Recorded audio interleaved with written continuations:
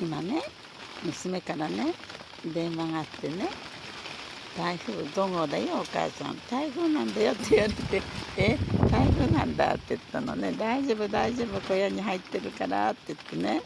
全然濡れてないからって言ったのね。だけどこの子かわいそうにね、ビュンビュン音がするからね、怖いんでしょうかね。ただ